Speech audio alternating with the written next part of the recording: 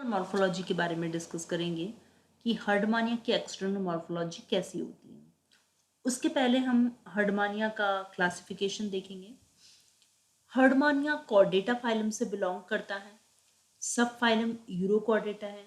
Class Ascidiacea, subclass Pleurogona, order Stolidobranchia and genus Herdmania. Okay, phylum Chordata होता है इसमें क्योंकि इसमें नोटोकोड प्रेजेंट होती है। यूरोकॉर्डेटा में हमने इसको इसलिए रखा है क्योंकि इसमें लार्वा की टेल में नोटोकोड और नवकोड प्रेजेंट होती है। अब इसके हैबिट्स और हैबिटेट की बात करते हैं कि Herdmania generally solitary marine form होता है। ये समुद्र के पानी में रहता है और शैलो वाटर में देखा जाता है। यह एक सॉलिटरी और सेडेंटरी एसिडियन जंतु है जो रॉकी सी बॉटम से चिपका हुआ रहता है। और किसके थ्रू चिपकता है? ये फूड के थ्रू चिपकता है। ये इसका जो फूड होता है वो रेत के अंदर एम्बेडेड रहता है या रेत के अंदर घुसा हुआ रहता है। ये सीलियरी फीडर होते हैं और इनको हम सी स्क्वर्ड भी कहते हैं। इन्हें सी स्क्वर्ड इसलिए कहा जाता है क्योंकि इसमें दो साइफन होते हैं, ब्रैंकियल साइफन और एट्रियल साइफन होते हैं, और उन दोनों में एक एक अपर्चर होता है। ब्रैंकियल साइफन में जो अपर्चर होता है उसे ब्रैंकियल अपर्चर कहते हैं और एट्रियल साइफन में जो अपर्चर होता है उसे एट्रियल अपर्चर कहते हैं। तो ब्रैंकियल साइफन से पानी एंटर करता है और एट्रियल साइफन से पानी फोर्स के साथ बाहर निकलता है, तो एक वो फाउंटेन की तरह या फुंवारे की तरह दिखाई देता है, इसीलिए हम उसे सी स्क्वर्ड कहते हैं, सी स्क्वर्ड कहते हैं। ओके, अब आता है एक्सटर्नल स्ट्रक्चर। हर्डमानिया के एक्सटर्नल स्ट्रक्चर में हम इसकी शेप, साइज और कलरेशन के बारे में डिस्कस करेंगे।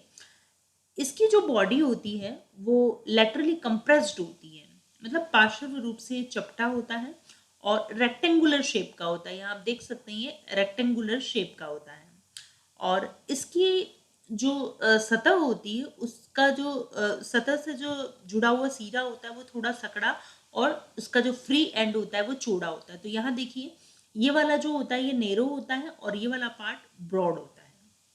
और इसकी जो शेप होती है वो पर्स, बेग या पोटैटो की जैसी होती है। और एडल्ट एनिमल की जो साइज है वो 9.5 सेंटीमीटर तो ये लंबा होता है और 7 सेंटीमीटर चौड़ा होता है और 4 सेंटीमीटर इसकी थिकनेस होती है। क्लियर? तो ये इसका एक्सटर्नल स्ट्रक्चर देखा हमने। शेप के बारे में पढ़ा तो ये पोटैटो, पर्स और बेग लाइक होता है। इसकी साइज के बारे में हमने डिस्कस किया और इसके कलर के बारे में। इसका जो जनरल कलर होता है फ्रेश स्पेसिमेन का वो कैसा होता है? पिंक कलर होता है। अब इसमें हम यहाँ देखते हैं कि इसकी बॉडी में जो टेस्ट प्रेजेंट होता है उस टेस्ट की ब्लड वेसल्स में टर्मिनल नॉब्स होती हैं। ओके, तो यहाँ पर हम देखते हैं कि जो ब्राइट रेड पेचेस जो दिखाई देते हैं वो इन टर्मिनल लॉब्स से या एम्पुला के ही बने हुए होते हैं। ये हर्डमानिया का कैरेक्टरिस्टिक फीचर होता है। अब आप यहाँ देखेंगे इस डायग्राम में, ये देखिए ये हर्डमानिया में ब्लड वेसल्स होती है, ये इनकी टर्मिनल नॉब्स होती है इन ब्लड वेसल्स की। ये जो टर्मिनल नॉब्स है इन नॉब्स के कारण ही जो है ये रेड कलर के पेचेस इसकी बॉडी में दिखाई देते हैं, ब्राइट रेड कलर के, और ये हर्डमानिया का कैरेक्टरिस्टिक फीचर होता है। इसका टेस्ट सॉफ्ट और लेदरी होता है और यंग एनिमल में मोर और लेस ट्रांसपेरेंट होता है, लेकिन एडल्ट में ये ओपेक होता है। इसका टेस्ट मतलब अपारदर्शी होता है।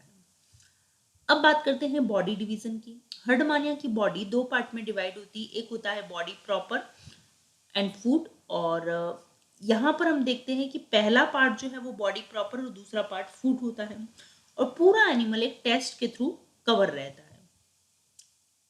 बॉडी प्रॉपर वाले रीजन की अगर हम बात करें तो ये बॉडी का डिस्टल फ्री पार्ट होता है जिसे हम बॉडी प्रॉपर कहते हैं, और ये फूट के कंपैरिजन में चौड़ा होता है और लंबा होता है।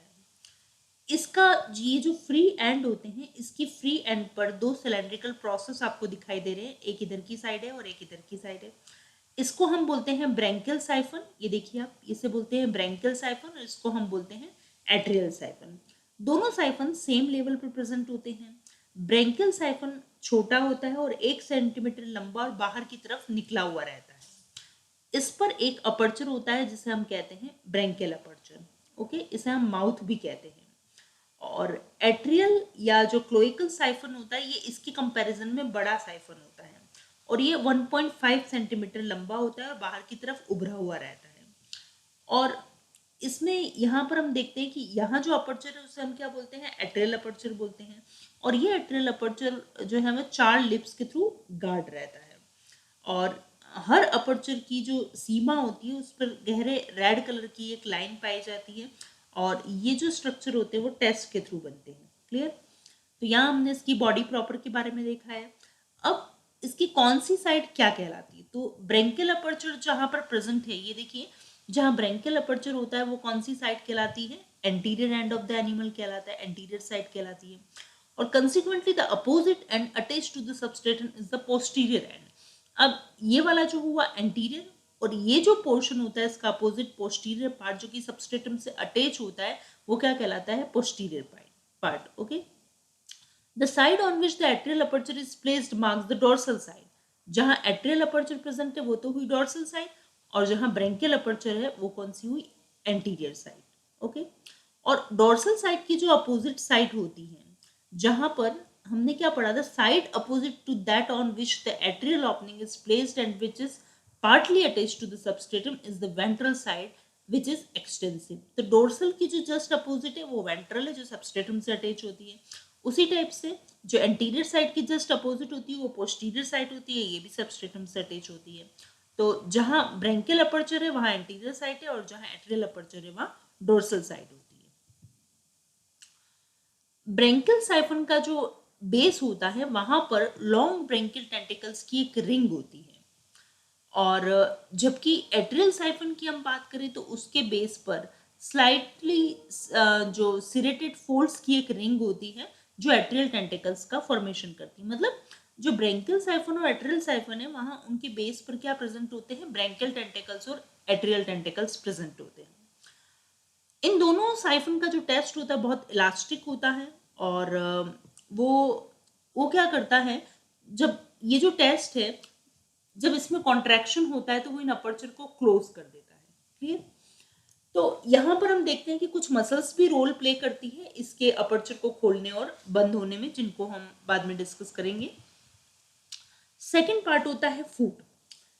पूरा जो टेस्ट हम देखते हैं फूट जो है वो टेस्ट या ट्यूनिक का बना हुआ होता है और जो मिट्टी के कण होते हैं और इसके जो कवच के टुकड़े होते हैं और दूसरे पदार्थ से चिपके रहने के कारण फूट कैसा होता है, एकदम गंदे से कलर का होता है और खुरदरा होता है। ओके, तो यहाँ पर हम देखते हैं कि फूट का जो स्ट्रक्चर होता है वो अलग अलग टाइप का होता है। इसकी सबस्ट्रेटम की नेचर पर ये डिपेंड करता है कि कहाँ एनिमल रहता है। अगर सबस्ट्रेटम फाइन सैंड का होता है तो फूट ओवल शेप का होता है और स्मूथ सरफेस होती है और टेस्ट कंसिस्टेंसी में क्वाइट हार्ड होता है। लेकिन अगर सबस्ट्रेटम कोर्स होता है और ब्रोकन शेल पीस का होता है तब फूट इरेगुलर होता है और इसकी जो कंसिस्टेंसी देखते हैं वो मोर और लेस सॉफ्ट होती है। तो अलग अलग टाइप के सबस्ट्रेटम पर फूट डिपेंड करता है कि कैसा होगा। अब हम बात करते हैं टेस्ट और ट्यूनिक की। जो आउटर कवरिंग होती है उसे हम क्या कहते हैं, टेस्ट या ट्यूनिक बोलते हैं। ये ट्यूनिसिन नाम के सेलुलोज की बनी होती है। टेस्ट या ट्यूनिक की जो कवरिंग है ट्यूनिसिन नाम का सेलुलोज होता है उससे बनी होती है। इसमें प्रोटीन्स और इनऑर्गेनिक सॉल्ट कुछ मात्रा में पाए जाते हैं और ये एक एसेसरी रेस्पिरेटरी ऑर्गन की तरह काम करता है। कौन? टेस्ट। ये एक सेंसरी ऑर्गन की तरह भी काम करता है। ये 4 to 8 mm मोटा, ट्रांसल्यूसेंट और लेदरी होता है। ठीक है, तो हमने यहाँ पर क्या पढ़ा कि ये ट्रांसल्यूसेंट टेस्ट है और थोड़ा सा ये लेदरी होता है और ये सेलुलोज ट्यूनिसिन नाम के सेलुलोज का बना होता है और 4 to 8 mm ये थिक होता है। क्लियर? अब इसका जो ओरिजिन होता है वो एक्टोडर्मल ओरिजिन होता है। टेस्ट दिखने में कैसा लगता है? रिंकल्ड दिखता है, इसमें बहुत सारे फोल्ड होते हैं जो इसकी पूरी बॉडी पर देखे जा सकते हैं। टेस्ट एक कॉमन कार्टिलेज के समान स्ट्रक्चर का बना होता है जिसमें क्या क्या प्रेजेंट होते हैं। देखिए टेस्ट में एक मैट्रिक्स होता है, जिलेटिनियस मैट्रिक्स, डिफरेंट टाइप की सेल्स होती है, इंटरलेसिंग फाइबर्स होते हैं, कैलकेरियस स्पिक्यूल्स होती है और ब्रांचिंग वेस्कुलर वेसल्स होती है। अब सबसे पहले हम बात करें अगर मैट्रिक्स की, मैट्रिक्स टेस्ट जो है एक जिलेटिन युक्त आधारभूत पदार्थ होता है जो ट्यूनिसिन नाम के पॉलीसेकेराइड का बना होता है। ये हम अभी पहले डिस्कस कर ही चुके हैं। तो ये जो पदार्थ है ये प्लांट सेल्यूलोज और कुछ प्रोटीन्स और मिनरल्स के जैसा होता है। क्लियर? अब ये इसके अंदर जो मैट्रिक्स प्रेजेंट है वो मैट्रिक्स कैसा होता है? जिलेटिन युक्त होता है। दूसरी बात हम करते हैं कॉर्पसूल्स की या डिफरेंट टाइप्स की सेल्स की बात करते हैं। तो इसमें अलग अलग टाइप की सेल्स पाई जाती हैं, जैसे लार्ज इओसिनोफिल सेल्स और स्मॉल इओसिनोफिल सेल्स। ये जो आपको दिख रही है इसे हम बोलते हैं लार्ज इओसिनोफिल सेल्स होती हैं, और ये जो सेल दिख रही है इसे बोलते हैं स्मॉल इओसिनोफिल सेल्स। जो लार्ज इओसिनोफिल सेल्स होती है ये गोल या राउंड होती है या ओवल होती है।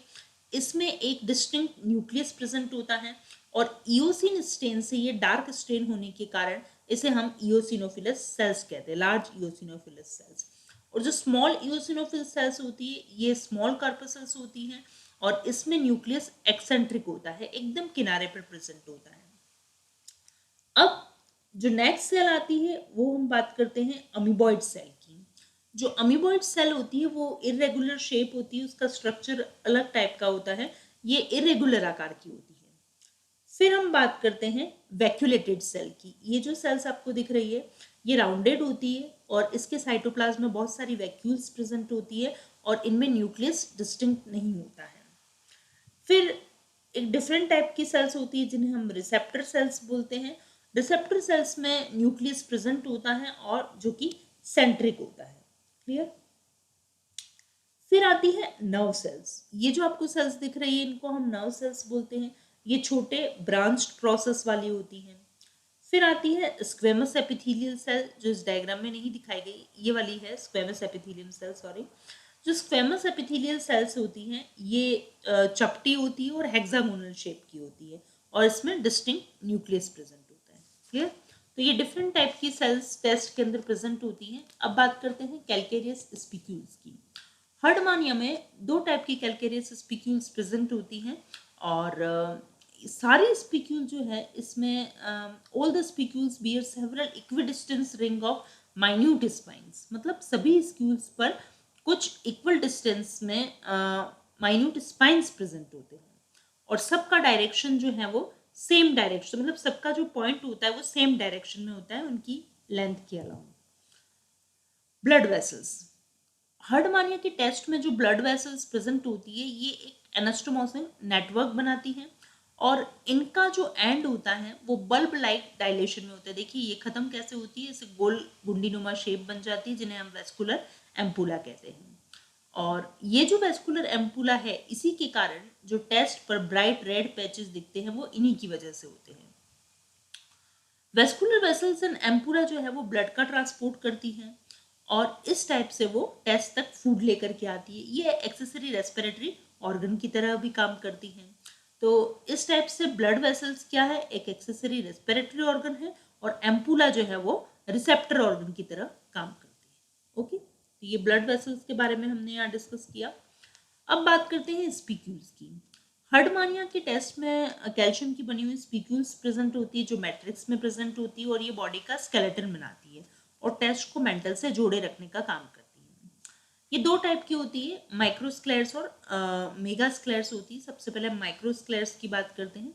माइक्रोस्क्लेयर्स जो है वो केवल टेस्ट में ही प्रेजेंट होती हैं, और ये जो माइक्रोस्क्लेयर्स होती हैं ये बहुत छोटी होती हैं। उनकी साइज लगभग जो है वो 40 टू 80 माइक्रोन लंबी होती है, और ये टेस्ट में ही होती है। अब जो स्पिक्यूल्स होती है, माइक्रोस्क्लेयर्स होती है, इसमें एक नोब लाइक हेड होता है और एक नुक्ली बॉडी होती है। इसका स्ट्रक्चर हम यहाँ देख सकते हैं। ये देखिए, ये माइक्रोस्क्लेयर्स में क्या होता है, नोब लाइक तो हेड होता है और यहाँ पर पॉइंटेड इसकी बॉडी होती है। क्लियर? जो माइक्रोस्क्लेयर्स होती है इसमें यहाँ जो स्पाइंस प्रेजेंट होते हैं इस नॉब के वहां पर, उनमें स्पाइंस की कितनी 5 to 20 रिंग्स प्रेजेंट होती है। यहाँ पर 5 to 20 रिंग्स प्रेजेंट होती है। क्लियर? तो each spicule consists of a rounded knob-like head and elongated tapering body. Head generally smooth होता है, rarely with a few spines on its side, but the body bears a large number of rings of spine ranging from 5 to 20. तो यहाँ हम देख रहे हैं कि यहाँ 5 to 20 जो है वो क्या प्रेजेंट होते हैं, स्पाइंस प्रेजेंट होते हैं, लेकिन जनरली हेड की तरफ स्पाइंस कम होते हैं, बॉडी में स्पाइंस ज़्यादा होते हैं। क्लियर? तो ये हमने बात की यहाँ पर माइक्रोस्क्लेयर्स की। अब हम बात करते हैं मेगास्क्लेयर्स की। मेगास्क्लेयर्स दो टाइप की होती हैं। ये साइज में भी काफ़ी बड़ी होती है और हार्ट के अलावा बॉडी वॉल और विसरल ऑर्गन में पाई जाती है। ये दो टाइप की होती है। फर्स्ट होती है स्पिंडल शेप्ड और दूसरी होती है पिपेट शेप। जो स्पिंडल शेप की होती है, यहाँ हम देखते हैं, ये तो हुई पिपेट शेप की होती है। अब जो स्पिंडल शेप की होती हैं वो कैसी होती है, यहाँ पर 1.5 to 2.5 mm लंबी होती है और इनका नंबर ज़्यादा होता है। कैसी होती है? नंबर ज़्यादा होता है। तो इस टाइप से आप देख सकते हैं कि ये जो आपको नज़र आ रही है, जिसमें ये पोर्शन जो है,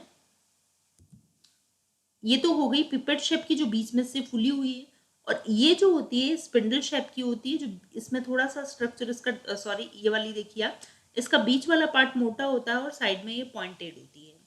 तो ये 1.5 to 2.5 mm लंबी होती है, जो इनका नंबर ज़्यादा होता है और बंडल्स में पाई जाती है। इन पर बहुत सारे स्पाइंस होते हैं और स्पाइंस की रिंग्स प्रेजेंट होती है। और जो पिपेट शेप की होती है ये 3.5 mm लंबी होती है, मतलब ये 1.5 to 2.5 होती है, और ये वाली कैसी होती है, 3.5 mm लंबी होती है। ये सीधी या मुड़ी हुई कंटिकाएं होती हैं और इनके सिरे कैसे होते हैं, पॉइंटेड होते हैं, और इनका जो मिडिल पोर्शन होता है उसमें स्वेलिंग दिखाई देती है, स्फेरिकल स्वेलिंग होती है, जिससे ये पिपेट शेप की दिखाई देती है। ये एलिमेंट्री कैनाल और ब्लड वेसल्स के पास में पाई जाती है। क्लियर? और ये वाली जो होती है ये बॉडी वॉल में स्पेशली गोनाड्स और लीवर के पास में पाई जाती है। अब टेस्ट का क्या फंक्शन होता है? ये एनिमल को सपोर्ट देने का काम करता है। ये बॉडी के चारों ओर एक प्रोटेक्टिव शीथ बनाता है, जो बॉडी को क्या करता है, फॉर्म बनाता है, और ये एनिमल के लिए एक शेल का फॉर्मेशन करती है, शेल की तरह कार्य करती है।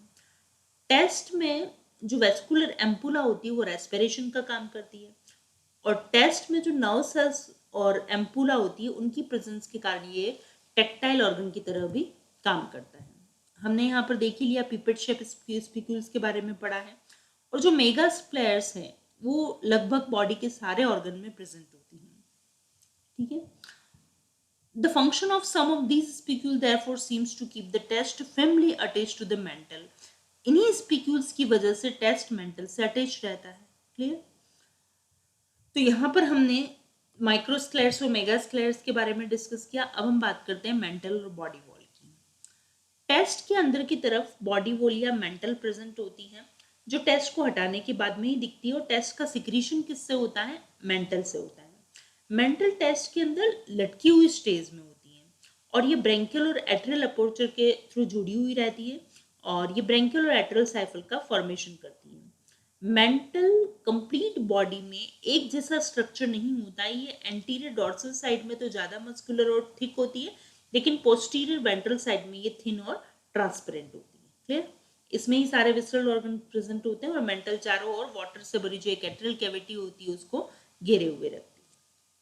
तो आज हमने इसके एक्सटर्नल जो स्ट्रक्चर है उसके बारे में पढ़ा था। Thank you.